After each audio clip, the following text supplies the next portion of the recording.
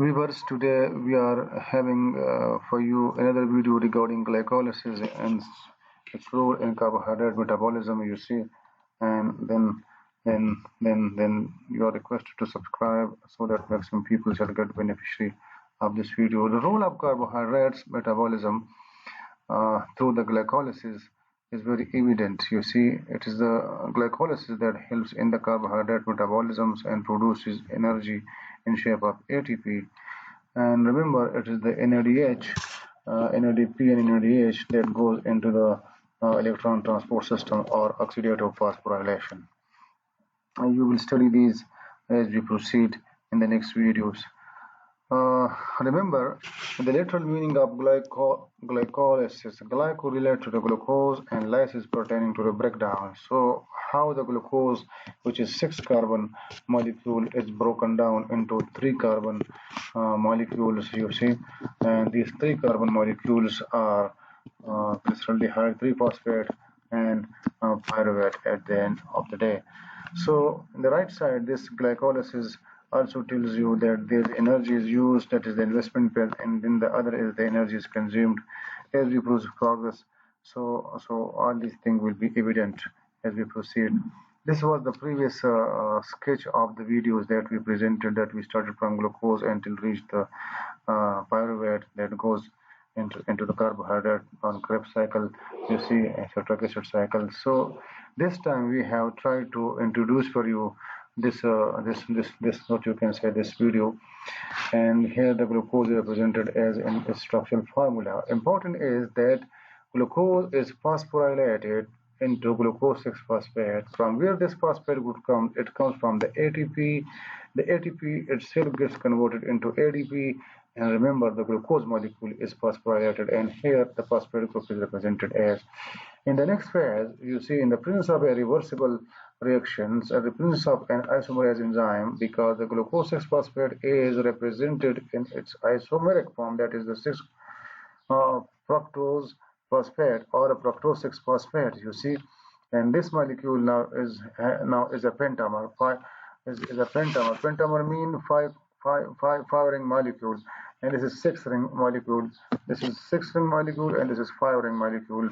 And interestingly, what we are going to tell you that in the presence of fructokinase, phosphofructokinase, this is converted. This fructose 6-phosphate is converted into fructose bisphosphate or fructose biphosphate. Bis mean 2 or biphosphate or diphosphate.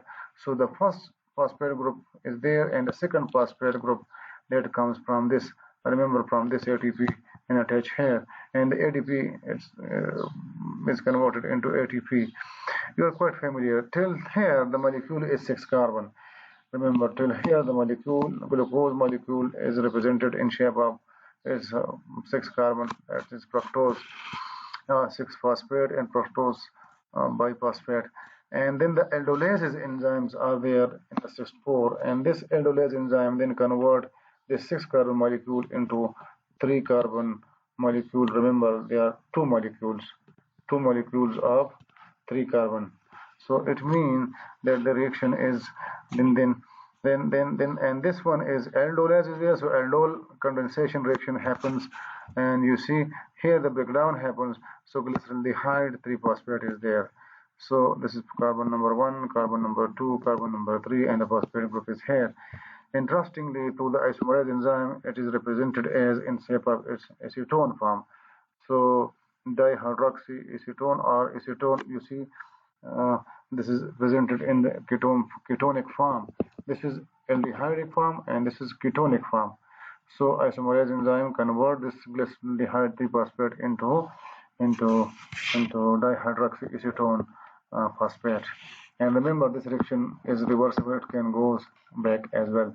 But from here, this reaction, reaction number 4, is that is converted into reaction number 5. You see, and this reaction number 5 is that NAD is converted in NADH in the presence of dehydrogenase enzyme, and magnesium again is a cofactor.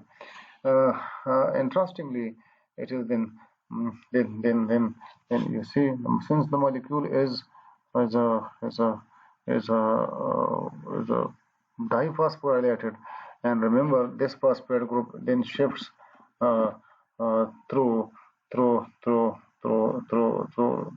an ADP and helps in the synthesis of an ATP. Remember, so it gains retains only one phosphate group, which is here, and there is synthesis of one ATP here. Now we are in the gain phase. Remember, till here until the um, previous steps, here and here we consume the ATP, and now here we are generating the ATP. And then in the presence of mutases enzyme, you see this phosphate molecule from carbon number 3 is converted to carbon number 2. And remember, so the phosphate group now reached here.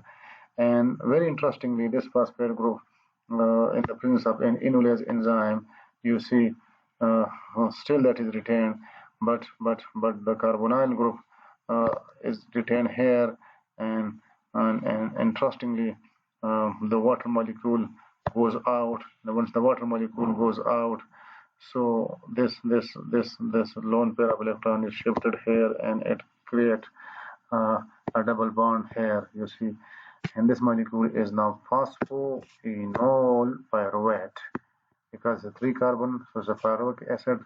So phosphoenol pyruvate molecule is synthesized, and then in the presence of pyruvate kinases, you see again an ADP is converted into ATP.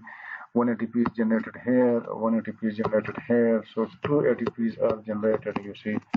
And remember, 2 ATPs are generated from the 3 carbon molecule,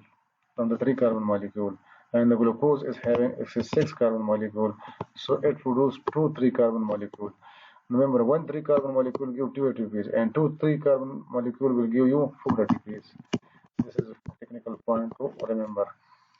So pyruvic acid is synthesized ultimately, and it is the pyruvic acid which goes into the Krebs cycles, which goes into fermentation, which usually not happening in human beings, and it may goes to the anaerobic pathway and converted into the lactic acid, which I have not shown here.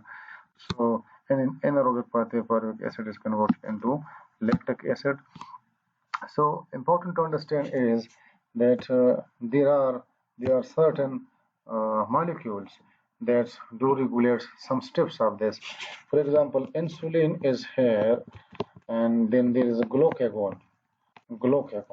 So insulin will first have a positive effect on the entry of glucose into the cell.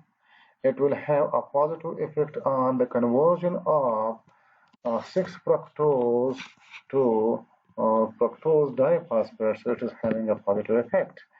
And then insulin is having a positive effect on the what you can say, the conversion of this to phosphoenol pyruvate into pyruvic acids.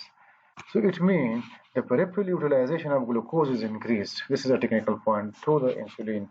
So it's all about that insulin is going to regulate the carbohydrate metabolism. But in case of glucagon, this is a technical point to remember. In case of glucagon, it will have a negative effects on the entry of glucose into cells.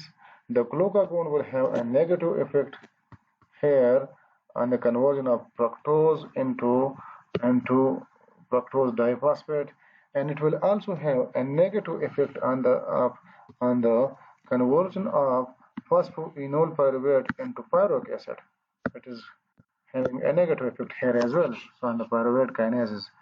Consequently, uh, uh, in the presence of glucagon, you see the blood glucose level is increased. And one important point is also to understand that glucose 6-phosphate is used in case of nucleotide synthesis, in case of protein structure, DNA structure, electron transport system. In electron transport system, this pyruvic is converted into STAL-CoA and other, and you see then it goes to the Krebs cycles, and then in the mitochondria, cellular respiration is there, and then the lipid metabolism. You see this dihydroxyacetone, which we synthesize, the dihydroxyacetone is then converted. It goes to the to the it helps in the synthesis of lipids. You see, so this is a technical point to remember, and and how dihydroxyacetone is going to enter into the helping in the synthesis of lipids, and whether the lipid is high density lipids or lipoprotein or low density lipoprotein. Nevertheless, but you have to keep in mind that dihydroxyacetone is converted into lipid. And if a person is having high ketone bodies, acetone bodies, you see having a fruity smells, so their lipid level, especially, that is increased. So of course, that man will have a distorted carbohydrate metabolism and lipid metabolism as well. So we will tell you in lipid metabolism next videos. But important to understand is that how glycolysis and the carbohydrate metabolism is going to help you in different disorders or diseases. That is why we are going to teach you glycolysis. Thank you.